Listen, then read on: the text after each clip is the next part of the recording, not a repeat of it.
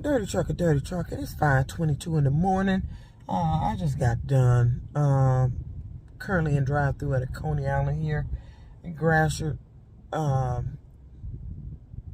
things these passengers get in here and talk about. Now, Uber stood up and said I was inappropriately touching a rider and talking sexual. Well, I wonder what they would say if they heard what this guy was talking about when I picked him up from this club. He got in the car talking about they be snitching, and I don't know where he going with this. He just kept saying they be snitching, and his conversation went from that to the P. Diddy matter and girls liking girls and the guys, you know, what's been happening here lately. And he mentioned something about, he said they be snitching about that. They be getting with you, they get with you, and then you turn around and be going telling people about it. And then he had a nerve to ask me, was I ill? He said, I know what you like. I know what you like. I could tell. You can? So he gonna ask me, was I LGBTQ? No. Then he said, I ain't gonna tell. It ain't nothing to tell, man. What you gonna tell? It ain't never been nothing to tell.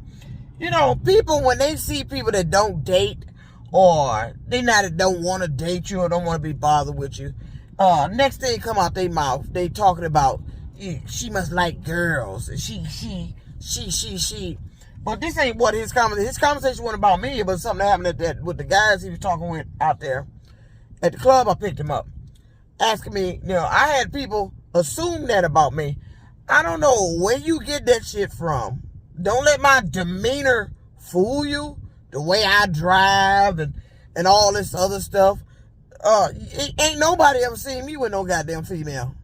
And I ain't got shit that a female, I don't want a female touching me in that manner. And understand you got to check these days. So I didn't get quite upset with the guy. I didn't get upset at all. You never know these days, because that's happening more rapid out here. But I don't know what was going on with the conversation with him and them guys in the lot, but he was on the subject of that, talking about he can eat this and he ain't gonna tell if you wanna get with him and then go get with a girl afterwards. Man, what are you talking? I'm just listening to this conversation. He keep going, but I love you, sis. You know, cause I'm big bro. I'm, you know, you sis. I'm with the Richard, Elliott Act. He petitioned for that and all this other stuff. Okay, and they're going woo woo, okay. I don't know where this conversation is going, but I'm just listening to it. Now, this conversation strictly 100% should have been reported to Uber, but I don't need to, because I don't have to do that. I'm like, he a grown man, was having a conversation. I was just an ear to listen. So he talking about this LGBTQ and the stuff going on. You know, we all know about the stuff going on in Hollywood with the guys now, and it's happening a little bit more rapid now. These guys out here, you know,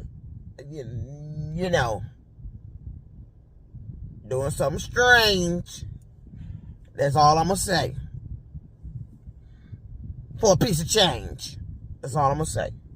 So, but he was on the conversation of that. And he's sitting back there. I'm asking. You asking what? I'm asking. Do you? Do I what? No, I'm not LGBTQ. No. I don't have to date you. I don't want to date you. He said, he tried to ask me to go home with him. He said, you got my address. You know where I live. When you get through making your money, come on back through. No, I'm not coming back through nowhere. When I get through making my money, I'm going home. I don't know you. And second of all, any guy that even thinks I'm LGBTQ ain't getting a phone call, ain't gonna get a home visit, ain't gonna get a conversation. Just ain't. You need to learn the difference. Everybody not into that lifestyle. I ain't mad at nobody that you do what you do. Well, I know what he was talking about. They were telling people's bedroom business, that they were getting with people and going telling what they were doing in the bedroom. So, which is wrong. I mean, what you do in the bedroom is private. Ain't nobody got no business broadcasting that. Period. What you do with that other party in the bedroom, that's your business. You ain't got no business getting with nobody to find out shit. Then go tell it. But, dirty people out there, dirty people do dirty shit. That's what y'all do. So that's what he was talking about. So I don't know what transpired at this club. Some things happened. I don't know if somebody they got with, one of them guys they got with, and they probably was up in the club talking about it and all that. That ain't right. You ain't got no business going around talking about your bedroom business, who you was in the bed with, what you was doing, and they took that what they was doing and your sexual positions and all this other stuff. Talking about they liked it and it took it in. What's up with this rear end thing? That's what he's talking about. This rear end thing. I'm trying to put it as nicely as possible. Talking about they liked it and then went and told on the individual that was doing that, they was doing that with. That's like disgusting to be telling that. But the conversation, he grown, man. He said, we grown. I said, I know we grown. But, there's a limit on your conversation in this car. Now, we can talk about whatever subject you want to. But just don't go too far with it.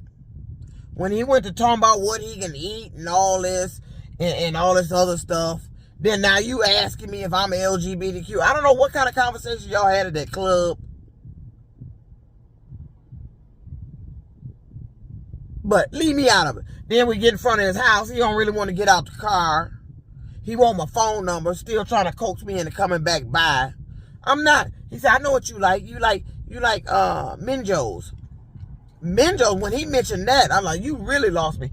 Minjos, in case y'all don't know, is an LGBTQ club. I have picked up writers that do go to that club. And I have picked them up from that club. When he mentioned, yeah, I know what you like, Minjos. Oh, I know damn well, hell, you really getting out this car now. I don't know where people get off. Now, I understand you got to ask, because you don't know. Maybe my demeanor is giving you that vibe. That's my demeanor. Maybe where I drive with one arm in the window, other leg up, slumped back like the guys. I don't know. Because you damn can't say you're asking me because you've been around me long enough and don't see me dating nobody. I don't date nobody because I don't want to date nobody. That don't make me LGBTQ. I ain't got nothing wrong with that community. Long as you show everybody respect, that's all it's about. Respect. What you do in the bedroom is your business. You're a different person out here in the street when you're at work. Your bedroom business is your bedroom business. That's private, is behind closed doors. What you doing out here for work and all this other stuff, your bedroom business ain't got no business at work. It don't.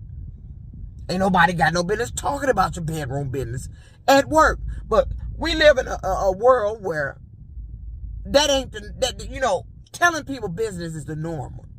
That's what they do. And his topic was on that, and he talked about the P. Diddy thing. What's going on with P. Diddy is horrible.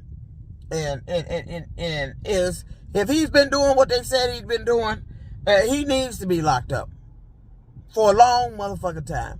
Because that shit is disgusting. And I don't know if y'all heard that audio tape of what he was doing with a rapper. And he brought that up, and the guy brought that up in the car. Seemed to think the rapper kind of swung that way. Not from what I heard on that tape. I heard the guy hollering, telling P. Diddy to stop. And then all of a sudden you hear all this skin slapping. I heard him holler, stop. He was hollering. So, I don't know what the hell going on, that P. Diddy got away with this shit for as long as he did. But it's about time this shit coming out, so they can put a stop to it.